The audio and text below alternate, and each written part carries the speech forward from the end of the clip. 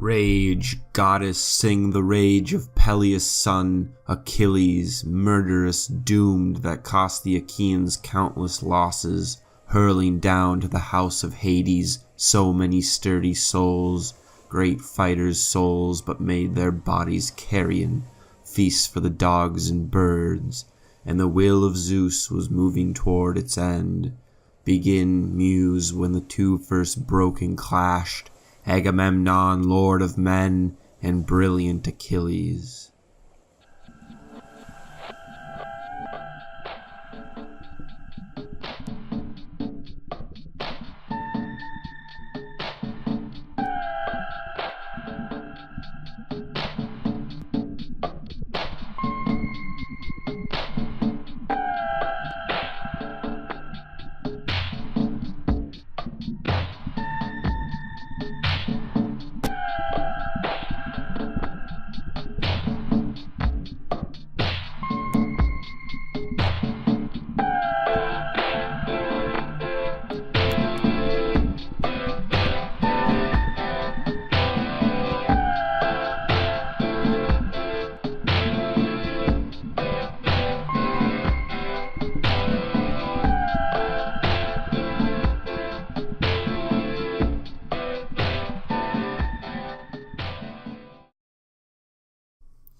Welcome to the Iliad. What I just read to you is the first few lines of the poem that is commonly attributed to Homer. In these first few lines, we get a great deal of information. First, we have the invocation of the muse. Homer is calling upon the goddess, one of the daughters of Zeus, to help him in reciting this lengthy epic poem. In the original Greek, I think it is about 16,000 lines of poetry, and that would explain why he is calling upon a goddess to help him sing this song. We also get here the main character of the epic, Achilles, the son of Peleus, and the theme of the epic, his rage. The first word, in fact, of the poem is rage. We also get this interesting line, and the will of Zeus was moving toward its end.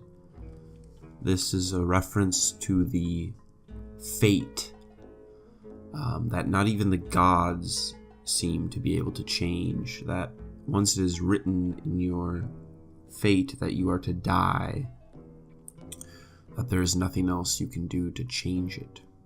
And many of the characters of the Iliad face this fate very heroically. So when the epic begins, it has been 10 years since the Achaeans, as Homer calls them, have come from Greece. They are referred to in the epic not as Greeks or Hellenes, but they are called Achaioi, or Achaeans, or they are called Danaoi, or Danaans, or Argeioi, or Argives. And they have come under the command of Agamemnon, who is the king of Mycenae. And now, while he does command a lot of men, he is not the best leader, and we will find that out very shortly. His brother is Menelaus, and it is for his brother's cause that they have come to Troy, because Menelaus was married to Helen, the most beautiful woman in the world, and she was taken by the son of the king of Troy. So far, they have been unsuccessful, and as I have said, they have been here for 10 years. Many men have died, and the rest are weary and restless for a resolution to the war. To keep themselves supplied and war-ready, the Achaeans have taken to raiding the coast near Troy, destroying smaller cities, taking treasure, and enslaving the conquered. During one such expedition, the daughter of Apollo's priest, who is named Chryses, was taken by the Achaeans and given to Agamemnon as a prize. Now as the poem begins, Chryses has come before Agamemnon and the Achaeans to ransom his daughter and get her back.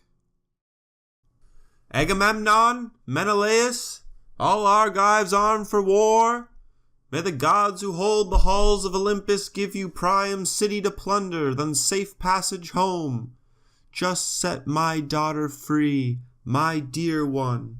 Here, accept these gifts, this ransom. Honor the god who strikes from worlds away, the son of Zeus, Apollo.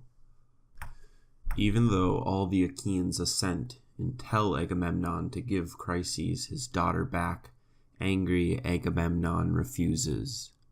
Never again, old man, let me catch sight of you by the hollow ships, not loitering now, not slinking back tomorrow. The staff and the reefs of God will never save you then. The girl, I won't give up the girl. Long before that, old age will overtake her in my house, in Argos, far from her fatherland, slaving back and forth at the loom, forced to share my bed. Now go, don't tempt my wrath, and you may depart alive. So Agamemnon spoke, and the priest, Chryses, now terrified, obeys the command and leaves. Once he is far away enough from the Achaeans, he begins to pray to Apollo, the archer god, to punish Agamemnon and the Achaeans for their transgression. Apollo hears his prayer and flies down from Olympus to inflict plague upon the Achaeans. Apollo let fly a shaft, and a terrifying clash rang out from the great silver bow.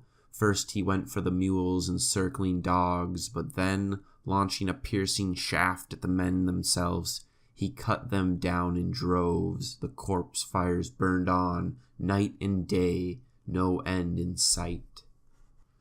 And here we get one of our first great examples of Homeric metaphor, using the bow and the arrows of Apollo to represent the plague that they are suffering from. This is just one example of this, and there are many more throughout the whole poem, and they are all, I would have to say, extremely brilliant. So after 10 days of the plague destroying the ranks of the Achaeans, Achilles, the greatest fighter among them by far, calls a meeting of all the Achaeans.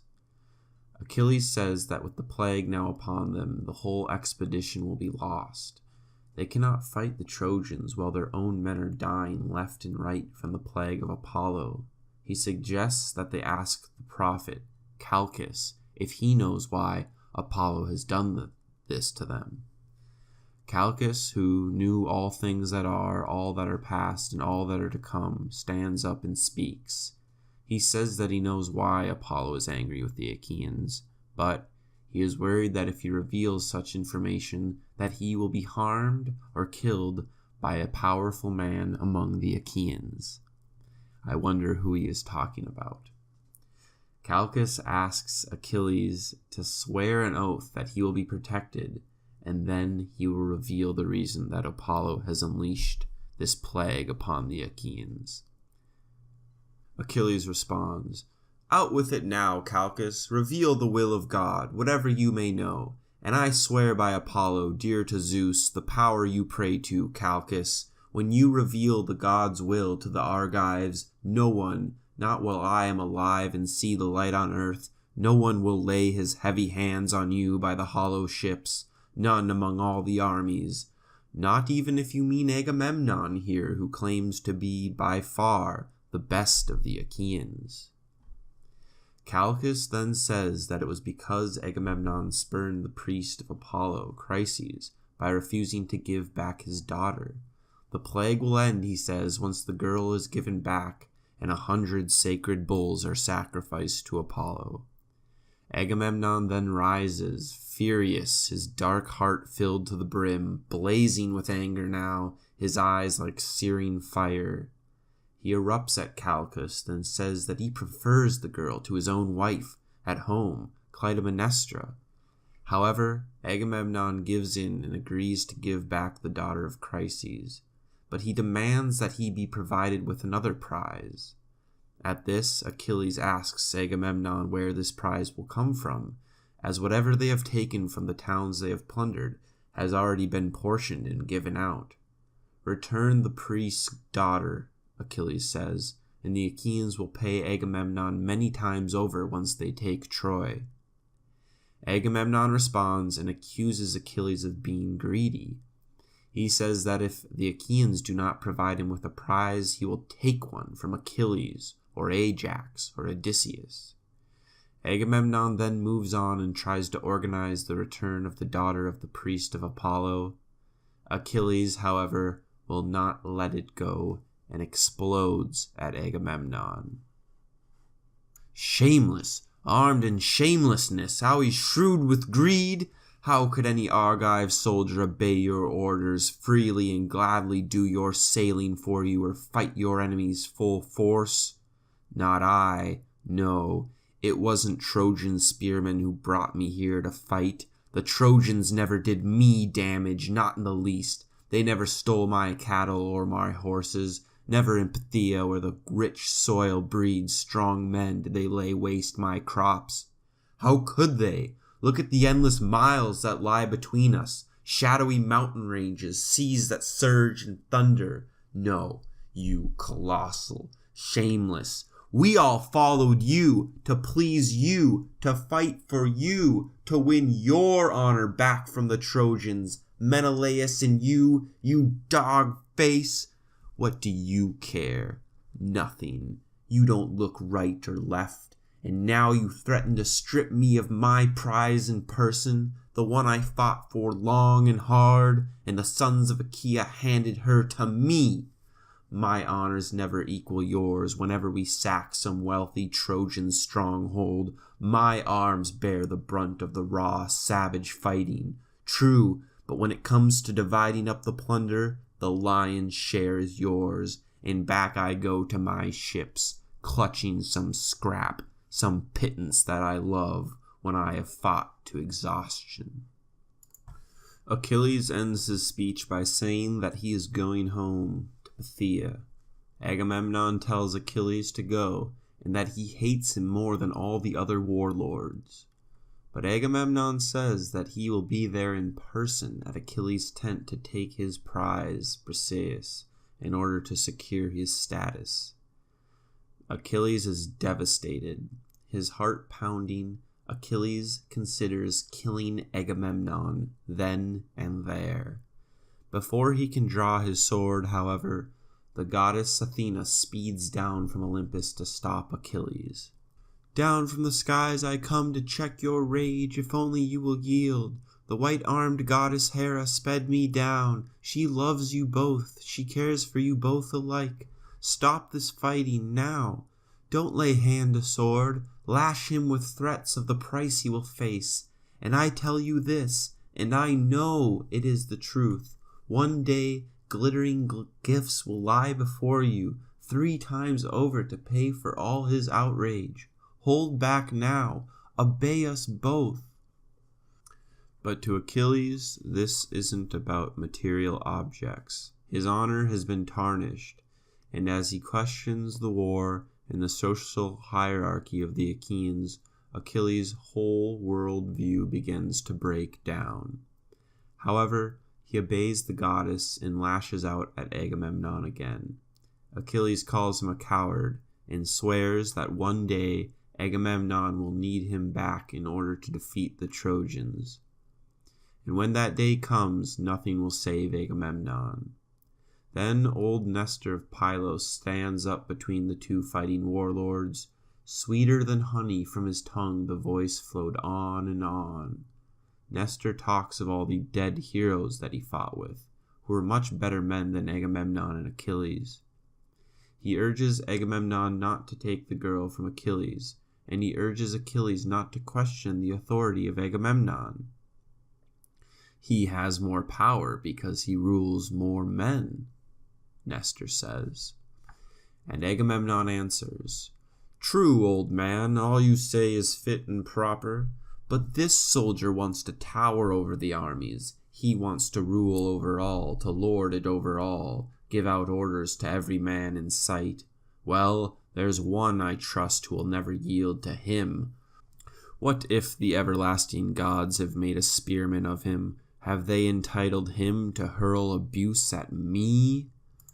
And Achilles responds, "Yes, what a worthless, burnt-out coward I'd be called if I would submit to you and all your orders. Whatever you blurted out, fling them at others. Don't give me commands. Never again, I trust, will Achilles yield to you. And I tell you this, take it to heart. I warn you, my hands will never do battle for that girl, neither with you, king, nor any man alive. You Achaeans gave her, now you've snatched her back. But all the rest I possess beside my vast black ship. Not one bit of it can you seize against my will, Atrides. Come, try it, so the men can see that instant your black blood gush and spurt around my spear." Now done with their verbal fight, the gathering of Achaeans is broken up. Achilles goes back to his tent, and his friend Patroclus and his men. Agamemnon prepares a ship to carry the cattle for sacrifice and the daughter of Chryses. He has Odysseus take the helm as captain. Then Agamemnon orders his 2 heralds to go to the tent of Achilles and bring back his prize, Briseis. When the heralds arrive, they find Achilles outside in a grim mood. Achilles, however, welcomes them and tells them that it is not they who offend him, but Agamemnon. He tells his friend Patroclus to get Briseis from the tent and give her to the heralds. While Patroclus goes to bring Briseis out, Achilles continues to rage against Agamemnon. The man is raving with all the murderous fury in his heart. He lacks the sense to see a day behind, a day ahead, and safeguard the Achaeans battling by the ships. Patroclus brings Briseis out, and the heralds take her away to Agamemnon. There is a sense that Achilles and Briseis had a genuine connection, and that she was not just merely his slave girl. Achilles weeps and leaves his comrades walking along the beach. Once he is far from his tent and camp, he falls to the sand and prays to his mother, the sea goddess Thetis. "Mother, you gave me life, short as that life will be, so at least Olympian Zeus, thundering on high, should give me honor. But now he gives me nothing. Atreus' son, Agamemnon, for all his far-flung kingdoms, the man disgraces me, seizes and keeps my prize. He tears her away himself." Thetis hears her son and rises from the sea like mist, comforting him. "Why in tears, my child? What sorrow has touched your heart? Tell me, please. Don't harbor it deep inside you. We must share it all." So Achilles tells her of all the cities that they have sacked and the booty that they've taken from them. He tells them about Chryses, the priest of Apollo, and his daughter, how he and stubborn Agamemnon fought, and how Agamemnon took away his prize, Briseis. Achilles asks his mother to go to Zeus and remind him of the favor he owes her, for when the other gods once tried to chain Zeus down, it was Thetis who freed him. "Go to Zeus," Achilles says, "and ask him to help the Trojans beat back the Achaeans and slaughter them against their ships." Thetis answers him while bursting into tears. "Oh, my son, my sorrow, why did I ever bear you? All I bore was doom. Would to God you could linger by your ships without a grief in the world, without torment. Doomed to a short life, you have so little time, and not only short now, but filled with heartbreak too, more than all other man alive, doomed twice over.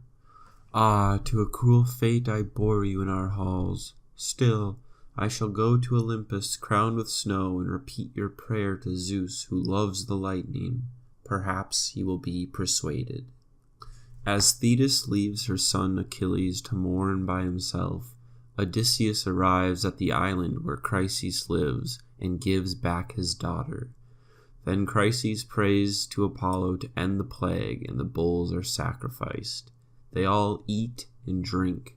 Then, once the feast is over, they spend the rest of the day singing hymns to Apollo. The next day, Odysseus and the Achaeans return to their camp near Troy.